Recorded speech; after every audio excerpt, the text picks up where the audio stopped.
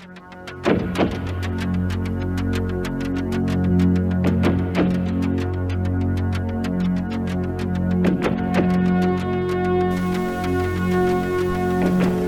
and welcome to True Crime Rocket Science. In this episode, we're dealing with the moment that CBI Agent Tammy Lee broke into Chris Watts' mind, or tried to, through the Polygraph test. This is handled over the course of about 4 minutes in the Criminal Confessions episode, between around about 28 minutes and 32 minutes.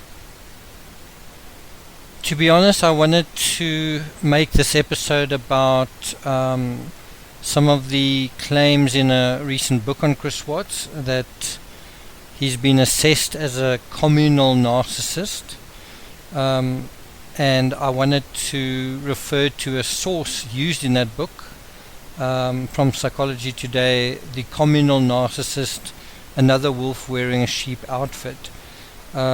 You guys are welcome to go and read that article yourselves. I found it incredibly boring, and I was also a little bit surprised and I guess disappointed that the book kind of is separated into two sections. There's the narrative of Watts, and then there's the psychology, which are, in other words, it's not mingled together. You don't have the psychology mingled with the story. You have the psychology as a kind of addendum, and to me that doesn't make any sense. In the many books that I've written, the psychology is absolutely interlinked with what is happening in the timeline. So I was just a bit surprised at how this was done. I've done some research on communal narcissism. I just find it incredibly dull, incredibly difficult even to get information about it, but it's so sort of bland that I don't know if I want to even discuss the whole concept. I guess I will, but I think what's more interesting to discuss is narcissism in general, and then one can talk about communal narcissism, but the problem is it's such a niche area that it becomes almost brainless. It becomes talking about in a very disconnected way from what we're actually talking about. And you can spend hours talking about narcissistic supply and toxic people and all the terms associated with that, and never mention Chris Watts while you're doing that. Never anchoring at what you're talking about there to specific things that were said, specific things that were done, specific moments in the Facebook Lives, specific photos, specific aspects. And as soon as you do that, I'm not sure how helpful it is. I think one of the most fascinating aspects in terms of the criminal psychology is the polygraph exam, and that is where you are trying to find out whether Watts is lying. And I think kudos to CBI Agent Tammy Lee. She stretched it out for 3 whole hours, asking Watts about his backstory. And that is essential to finding out who a person is. Part of finding the psychology of a person is knowing where they came from, how they dealt with certain situations, what the dynamics are in their relationship, how they've changed, how other people have changed, how their friends perceive them, how they perceive themselves. And so we get all of that from the fantastic polygraph test. Now, I have promised to deal with the dark triad on Patreon, and what that is the sort of wet dream of a lot of people talking about the psychologies, the people who believe Chris Watts is a narcissistic monster, and all those sort of dark impulses. So when you talk about the dark triad, we really deal with that aspect. And once again, it's not going to be to support that farcical way of thinking about it. It's to debunk it. For those who think that I'm not qualified to do this, I studied psychology at university. I also studied industrial psychology at university. I also studied consumer behavior at university. criminal law, and but I sort of feel like none of that qualifies me to talk about it. What does qualify me is having written 95 books and having studied and researched for years high-profile criminal cases, studying the court transcripts, studying their various statements, juxtaposing one criminal with the other. And one thing that's idiosyncratic to true crime rocket science, it's something I don't see anywhere else. It might be elsewhere, but I certainly don't see it, is in a lot of my narratives, I guess from the beginning, I've always juxtaposed the behaviors that correspond in one court case and in one criminal case to another. And what that shows is how psychologies are similar, and criminal psychology is often very similar. It's sort of born from the same wellspring. But whether the psychology is similar, and if it's bent on the same thing, self-preservation, deception, misdirection, minimizing, covering up, the symbolic constructs behind that often are very different. I think the conversation around narcissism is useful and valuable just in that it shows us, the true crime community, how little we understand not only about criminal psychology but especially about ourselves. We think that when we use a word like that we're very sophisticated in our self-assessment, but we think we're incredibly clever when we use a word like that, like narcissism, to put other people into a box, and now we suddenly know exactly who someone else is, and we are on the high ground. We've discovered a narcissist, and we've judged them, and now all that remains is for them to sort of be stuck with that, and we can then cheerlead ourselves with our fantastic diagnosis, which proves that we their victims and they are evil and we are good, and that's basically, I think, what it's all about. But what's fascinating about the whole narcissism thing is when you understand it, you start to understand your own narcissism, how it's good sometimes. By the way, there is such a thing as healthy narcissism, and then how it can be warped in a society where everyone compares themselves to one another, in a transactional society, in a society of machines and computers and machine code and machine men. You can see how narcissism can be based on things like numbers, and on things like, in social media, just a numeric qualification of how much someone is worth, and everyone's involved in that. Everyone's involved in that game. But back to this episode, we'll be dealing with, as I say, the midsection of Criminal Confessions Season 3, Episode 1. It's around about 28 to 32 minutes into the episode, and it deals with the polygraph exam. Before we get there, please subscribe to this channel, like, share, leave a comment, and let's get started. So the amazing thing in terms of the polygraph discussion was that the first sort of plan was to do a polygraph that evening, and probably a very good thing that they didn't do the polygraph, just because they probably would have rushed it, and they also didn't have all the information at their fingertips then that they would have the next morning. So fortunately they decided to do the polygraph the next day. But just think about that as well. That's also a gamble. Watts has agreed to do the polygraph. You send him home. Well, he could just as well come back and say, well, no, I'm not going to do the polygraph. And that's another aspect with Watts that's kind of weird, is he goes home, has a chance to think about it, and then comes back and does it anyway. I think one possible reason why he did was he may have gone home and told the Thayers about it, and the Thayers said, you should absolutely do a polygraph because you've got nothing to hide.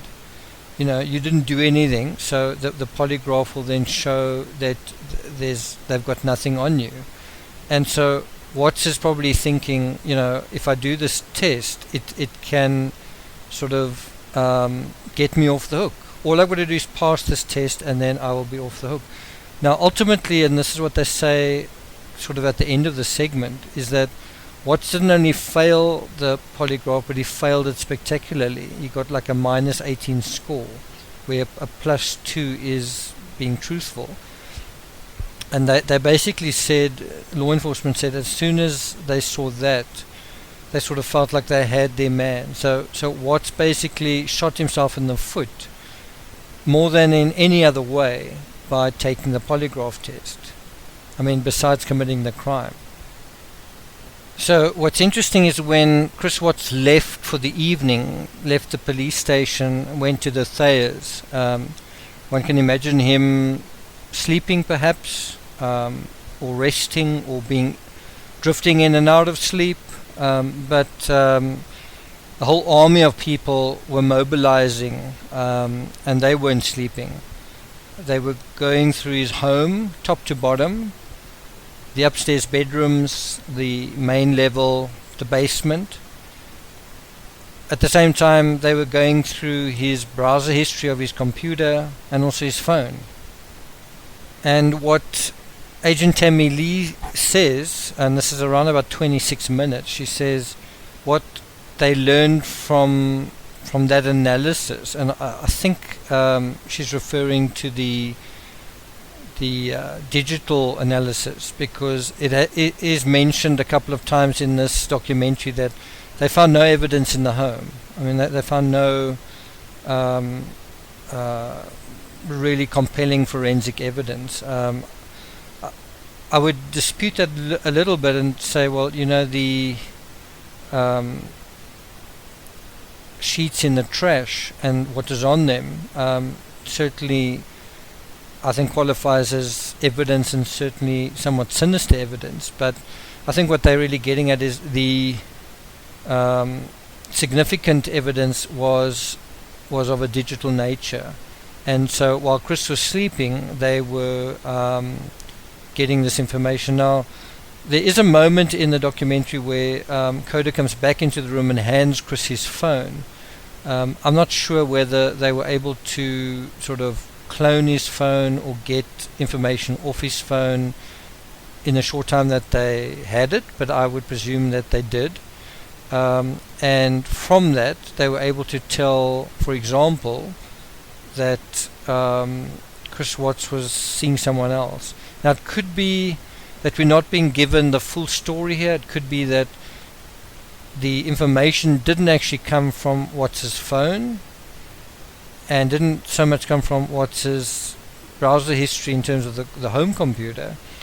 It could be that the CBI and FBI are being a little bit cagey in their story here, in that the information that actually implicated Watts came from Anadarko. We know there were other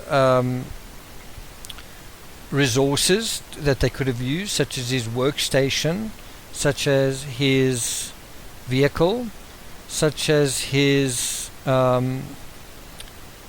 work phone, and but just think about the fact that Watts had been driving to Kessinger's home pretty much every night for the 5 weeks that Shanann was in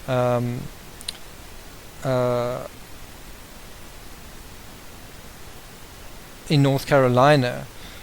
We don't know for a fact whether he would have gone there in his own vehicle, but if he did, that would certainly be a very clear signal, what Watts was doing, and where he was going, and what was going on in his mind. It may also have been quite simple for Anadarko to just know that this guy was under investigation, and then also know just from his own colleagues what was kind of going on with him in the workspace, and then also check Kessinger's information.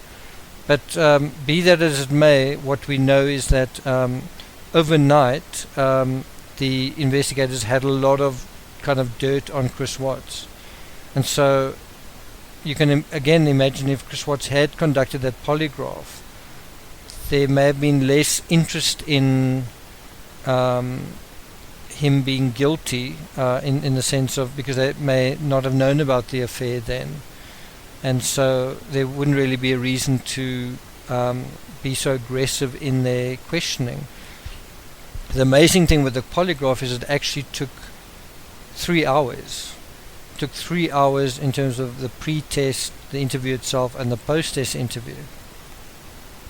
So I just want to quickly run through a couple of highlights from the polygraph. This is by no means comprehensive. It's just a couple of things I just want to highlight. The first is that Tammy Lee followed protocol, and she read Chris his Miranda rights and explained that he didn't have to talk to her. And Chris signed the advisement of rights and said that he understood his rights and wished to continue with the polygraph. Then he also signed a consent form indicating his willingness to undergo a polygraph examination. Now, when you think about that and you think about what he said during the second confession, where he said he knew when he walked in to that cubicle he was never walking out, I don't think that's true. I think when he walked in he thought he could beat the system. He'd lied successfully up until that point. He'd lied to the FBI, and they hadn't even asked him, well, they hadn't pushed the whole issue of the affair, so as far as he thought he was getting away with it. And as long as Kissinger kept her mouth shut, maybe he thought he could get away with that aspect. On another page, just dealing with his backstory, Watts self-identifies as always the quiet kid who followed the rules. And I think that's really interesting, is this idea of a quiet person who follows the rules.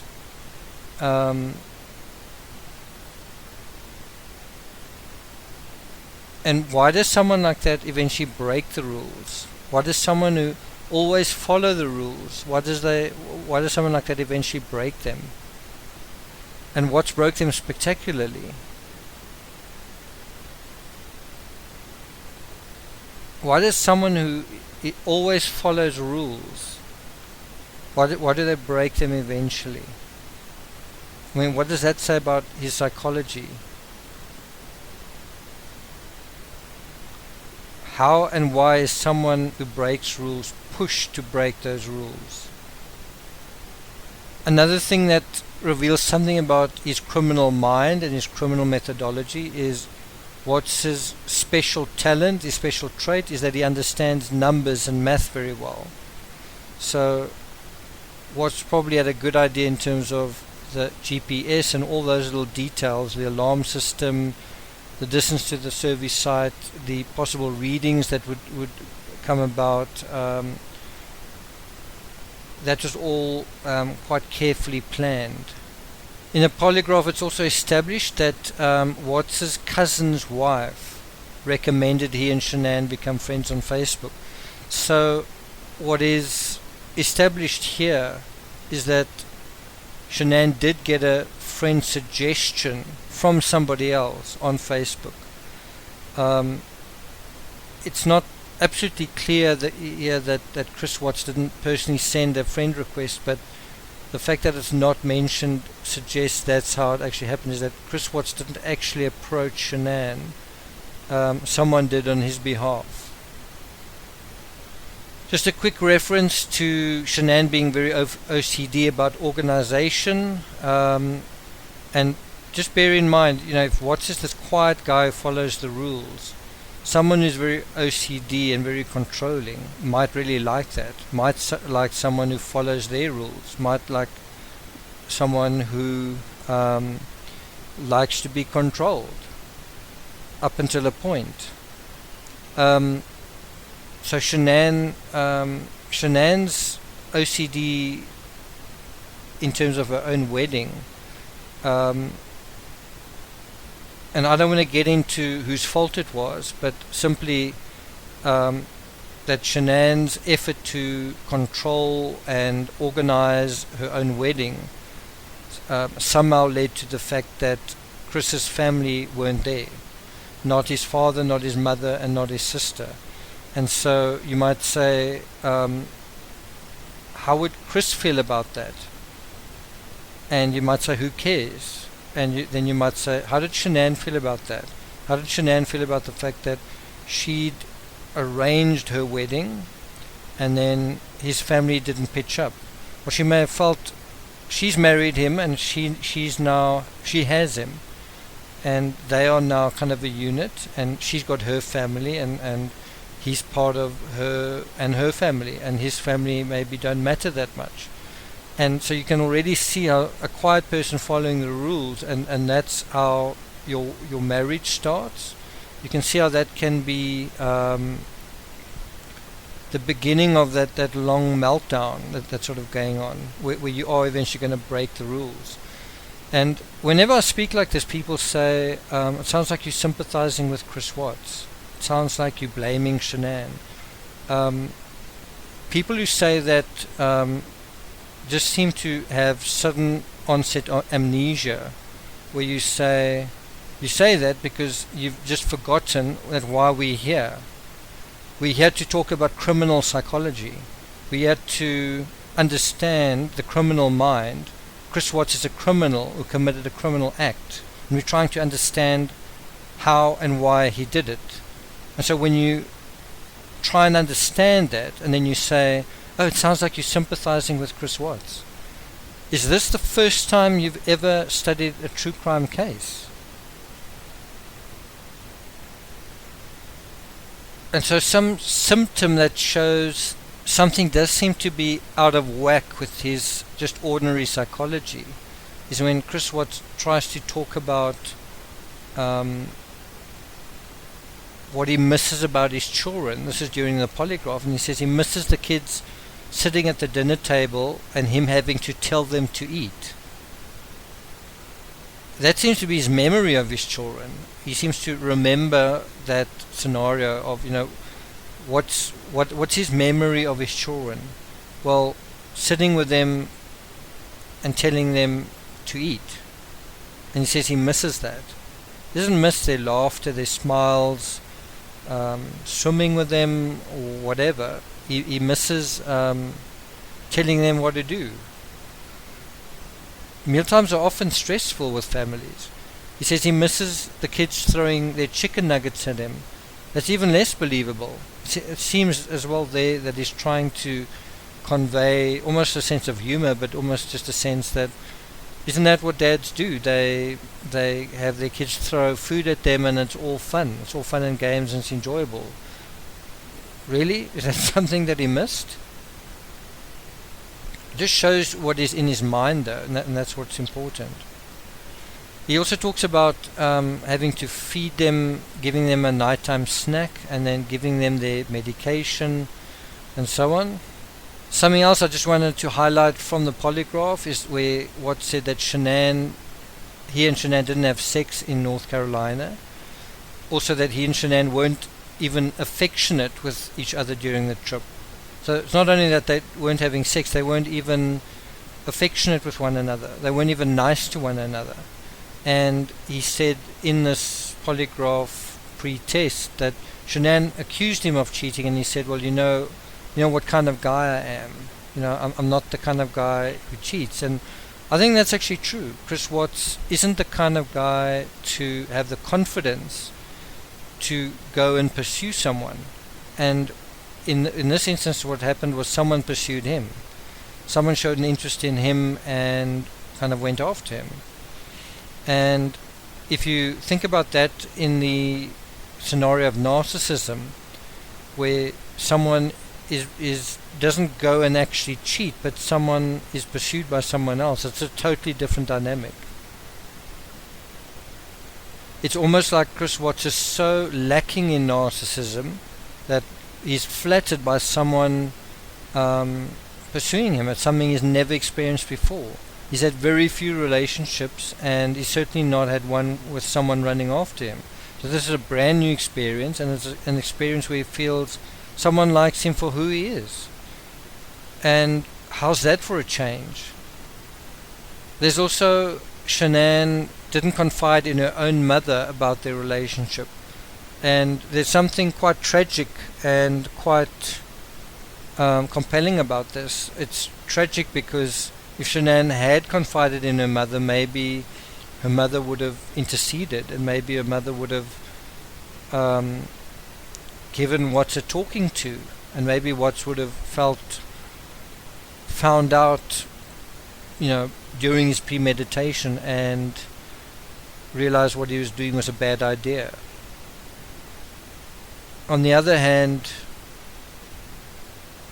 Shanann not confiding in her mother may have given him the sense that he could maybe get away with this, especially if they still thought he was this great guy.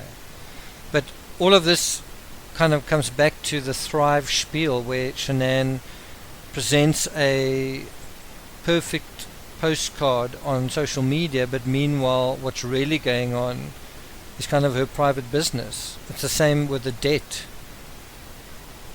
And then coming back to the sex aspect that we touched on earlier, he was usually the one who would initiate sex. Most times he was shot down by Shanann for sex, and then he said he enjoyed having sex with Shanann.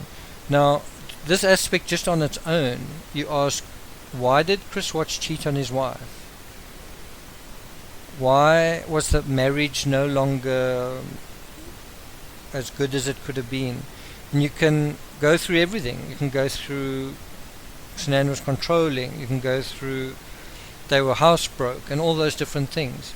But one of the basic things, especially with men, is if they are not getting that aspect in a marriage, they can feel emasculated, they can feel undermined, they can feel not valued, especially in that aspect of themselves. And if you shot down, you're going to feel humiliated. And so the fact that Shanann simply wasn't apparently having sex with her husband seems to show quite a few things. It may show that actually she wasn't maybe in love with him. Actually she wasn't maybe interested in sex. Actually she was, other things were going on in her life. Maybe it was health related. But you have a situation here where one person's maybe getting what they want, which is they're not interested in sex, and the other one isn't, and they're not getting what they want. And again, you come to this question of a quiet guy who followed the rules, and then you bring in this sexual unfulfillment. Well, that may be a small aspect to it, or it may be big, but it certainly may be an aspect to why eventually broke the rules, because it does seem like Chris Watts became totally besotted with his beloved. But I think a big part of that madness, that craziness, was wild sex with someone new. And it wouldn't have been as wild if he was having sex all along, if that area was in his marriage was good. In the Polygraph, once again, there's this priority where Watts refers to the conversation he had with Shanann, where he suggested they get a less expensive house in Brighton or North Glen, and North Glen was where Kessinger lived. And he told Shanann he didn't feel a connection with her any longer, and it's put in that order. And what's really interesting is it's Watts who's saying that he wants to live in a less expensive house, not Shanann. Shanann's not saying, I'm in charge of the finances and I think we need to downsize. This is coming from Watts, right? Now, one of the typical traits of narcissists is that they want this sort of grandiose,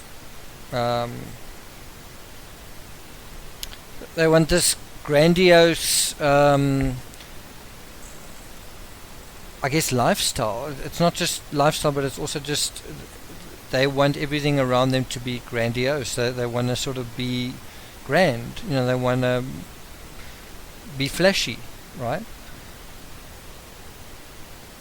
And so if you're going to make this argument about narcissists and grandiosity, then it doesn't quite apply to Chris Watts. He's a guy who dresses quite informally. When you see him in the sermon on the porch talking to the media, he's sort of wearing sandals and shorts. He's casual.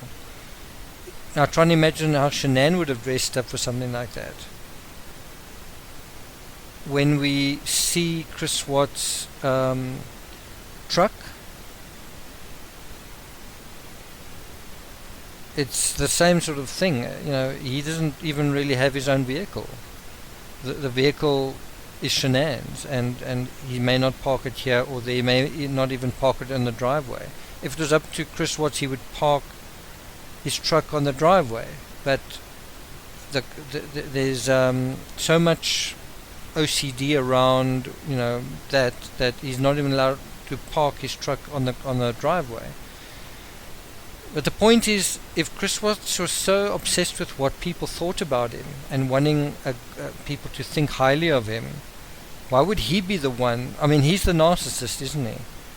He's the narcissist in this coupling, in this couple.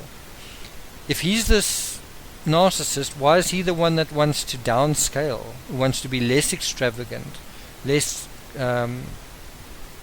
grandiose? So how does that work?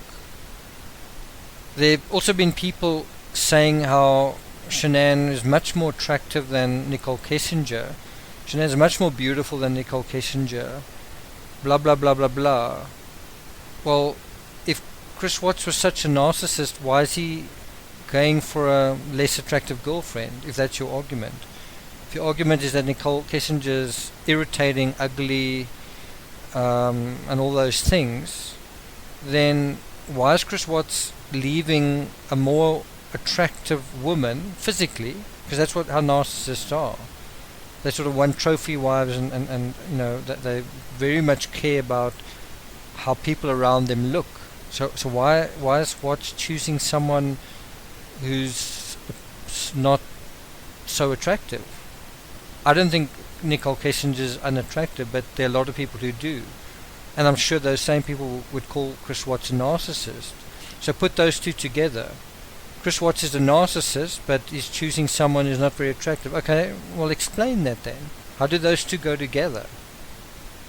In the Polygraph as well, Chris Watts said that during their talk, during that emotional argument that they had, or emotional conversation, which I don't believe they did have, he said he and Shanann never got physical with each other. He said that they spoke and then he left and Shanann was still in bed. Now, I don't believe that's true. I think they did get physical with each other. He got physical with her. But not as part of a conversation. I also think another thing this is quite interesting is I don't think Chris Watts had ever gotten physical with Shanann before. Once again, it's the quiet guy following the rules. And when he broke them, it was not just getting physical, but the worst way to get physical. It's choking the life out of his partner and also his children. But I do believe Chris Watts when he said he and Shanann had never raised a hand to one another, struck one another for any reason. And that touches on this whole idea of domestic violence and domestic abuse. Aren't narcissists well known for that? Just for being abusive and toxic and arguing and wanting their own way. It doesn't seem like Chris Watts was like that, though. Interestingly, when he said he and Shanann talked, he said it was pretty civil. And those are actually words that came from Coonrod. It was the way Coonrod referred to it. So it's interesting how Watts appropriated those words here and making it sound quite authentic and quite convincing. For me, the part that was very weird was they had this 3-hour-long polygraph, and really the issues of the affair didn't really play into it. It certainly wasn't a big factor.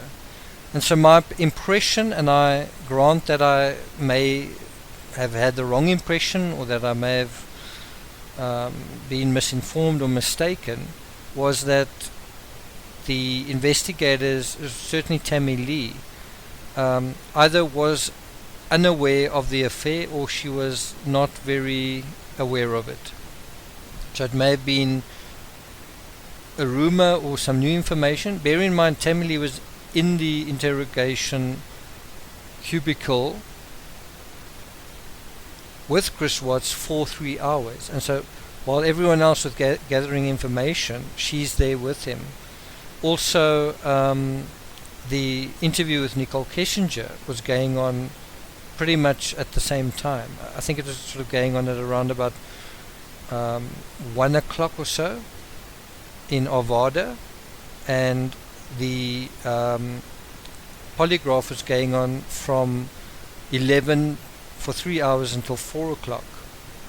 And so the investigators may have had some idea, that there's some stuff on Chris Watts' phone or that his work says something, but I don't know how certain they were. Certainly a lot of the stuff on Chris Watts' phone was hidden behind the secret calculator app. So I'm not sure how absolutely certain they could have been from his own browser history and so on. Could be wrong, but my impression was that they got the information, the investigation got the information from Nicole Kessinger coming forward,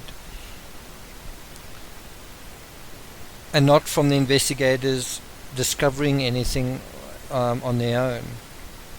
So 28 minutes 26 seconds in the documentary, Rourke mentions that shortly before the polygraph, so obviously shortly before 11 o'clock, I'm assuming he means that being the whole polygraph, maybe he meant the actual exam, I don't know, but basically just that shortly before the polygraph,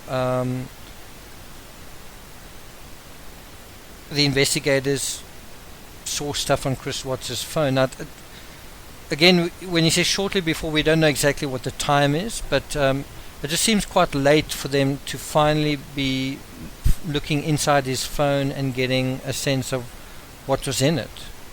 I mean, if they'd had the data all along, only getting access to that data at 11 seems really late. So I'm a little bit circumspect about that. When Rourke mentions what's clearly having an affair, he refers to text messages, photos, and also emails. And I think it's possibly through the emails that they got their first real clues, and that they would have gotten through Anadarko. Also, interestingly, Rourke doesn't mention Nicole Kessinger by name. In fact, nobody does. None of the actual participants in the documentary do. It's indirectly mentioned, I think, on one occasion by Coda, but that's just citing the body cam text. And then I don't think he says, I think he says Nikki. And then the photos they use of Nicole Kessinger are kind of very grainy. I mean, to date we've sort of got some very, very clear images, and yet they choose to use very granular, unclear images, which I just find strange. Maybe this is part of a deal they made with her. Maybe it's part of some broader protocol. For that matter, Anadarko is never mentioned. They refer to the oil company. Survey 319 is mentioned, but they never mention Anadarko. When Tammy Lee refers to Nicole Kessinger, and basically what they have is an image of Chris Watts and Shanann, and then an image of Chris Watts and Kessinger side by side. She doesn't refer to Kessinger by name. She refers to her as this other person, which I also think is interesting. It's interesting that you now have the district attorney not referring to her by name, nor Tammy Lee. At about 29 minutes 30 seconds into the documentary, Rourke refers to Tammy Lee having this new information in inverted commas about the affair, and that she's got to be careful with it because she doesn't want to shut down the interview. I don't know if I agree with that. Part of it makes sense, but the fact that they didn't ask Chris Watts about the affair as part of the polygraph just seems odd. Why not have that as one of the polygraph questions? The fact that after the polygraph, that was the first thing they spoke about. In other words, the whole polygraph was conducted, and then when they came back inside, Coda and Lee basically zeroed in on the affair and kind of hammered him on that for quite a long time. So if they were scared to shut down the interview, then why did they do that in that way anyway? Now what's interesting from Tammy Lee is she says that the sort of wheels were turning in her head when she was doing the polygraph, but she also says she sort of wanted to make Watts uncomfortable. So while on the one hand you've got Rourke saying you don't want to shut down the interview, you have Tammy Lee kind of going, she wanted to make him really uncomfortable, saying, you know, if you've lied, we're definitely gonna know. And so it's a little bit of a contradiction, isn't it? I mean, Tammy does say to Watts, you know, it would be really dumb to have come in, it would be really stupid to be doing what you're doing. And one can say that's coming really, really close to sabotaging your own polygraph test, because Watts can at that point just say, you know what, I've changed my mind, I'm not going to do it. And one could also argue that this is brilliant strategy from her, because she's sort of turning in the screws and making it a very stressful thing, because now Watts has realized, shit, I'm in trouble, but I can't get out of this, I'm going to have to carry on bullshitting. In Tammy Lee's own words, she said, you know, I was putting Chris Watts on high alert because the truth was about to come out. Well, yeah, she was also putting him on high alert that he could just shut things down. So I'm just saying, when you compare that strategy with the strategy of, well, they're not going to talk about Nicole Kessinger because that might shut down the interview, I don't know if it quite works. I don't know what you guys think. To be fair, it's not as though the infidelity is not mentioned at all in the polygraph. At about 30 minutes, 38 seconds, Tammy does, this is prior to the polygraph, Tammy does say to him, you know, did she ask you about another woman? And Chris Watts says, well, yeah, she said, is there anybody else? When Tammy answers or interjects and says, did it seem like she believed that? Did it seem like Shanann believed Watts when he said he wasn't seeing anyone? This is quite a intriguing question, just because it's a woman asking him that, and she seems to know more than she's letting on. In other words, she seems to know Chris Watts was having an affair, and she seems to know that he's lying. And when she's asking this question, I think it's more to gauge how he's going to answer and his demeanor when he answers, rather than the answer himself. He's going to deny it, but she's going to see the look on his face when he denies it, and the sound of his voice and the words he chooses when he denies it. So the fact that Chris Watts scored a negative 18, I think has got a lot to do with Tammy Lee. I think the fact that she primed him in a way, she made him really worry about the situation he put himself in, and as a result I think he struggled. Now again, there are people out there who believe Chris Watts is a psychopath and a manipulative kind of person. If Chris Watts was a skilled manipulator, if he was a cold psychopath in the way that a lot of people believe that he is, then he'd be a really good liar. He would lie well. He would maybe even pass the lie detector test. So how do you guys explain these incredibly bad results for someone who's supposed to be this monster that you are making the case for? He's a psychopath and psychopaths are well known to be excellent liars. So is Chris Watts kind of a new breed of psychopath that's just a terrible liar, who's very emotional, and there's a lot of internal jazz going on when he's asked difficult questions? That's not a psychopath. Narcissists are also skilled liars. So why is Chris Watts such a bad liar? Is he also some kind of incredibly unique subcategory of narcissist that's very bad at lying? It's such a secret, specialized area that one's really got to study up on it. It's like almost like an unknown new breed of narcissist, where he's a secret narcissist who where all the laws of narcissism don't really apply, where he's a bad liar. But it's just this really obscure subcategory. But no. Even though it's such an obscure subcategory, he's still a narcissist. And so I posed the question earlier, how do you take a quiet guy who follows the rules, and how do you get this quiet guy to break the rules?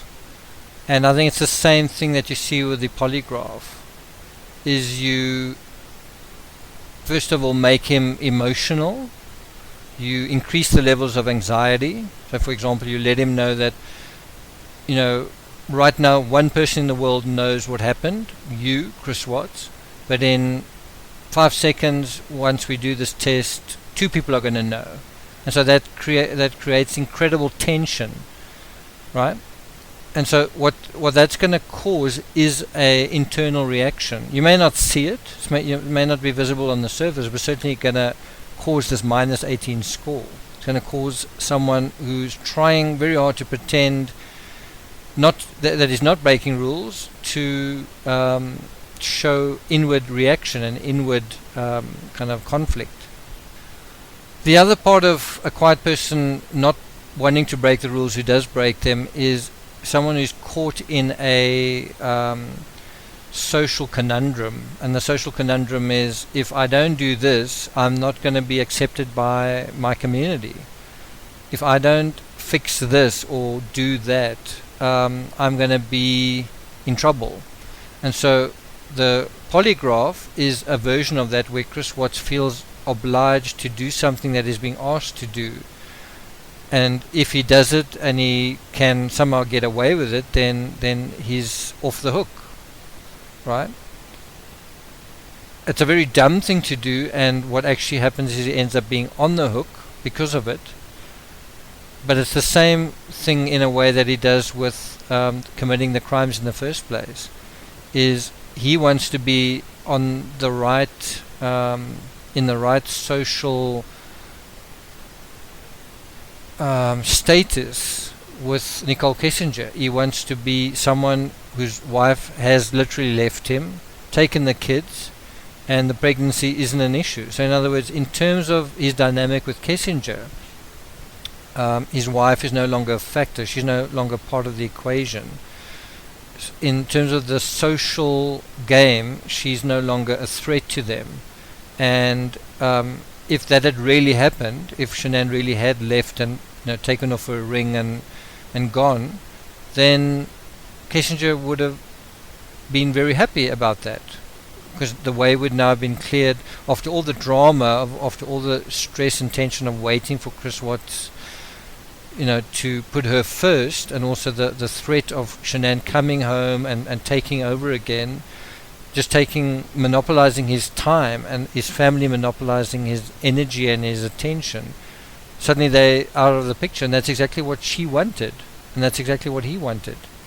And so him doing that is him breaking the rules, but in order to be almost to conform to the rules.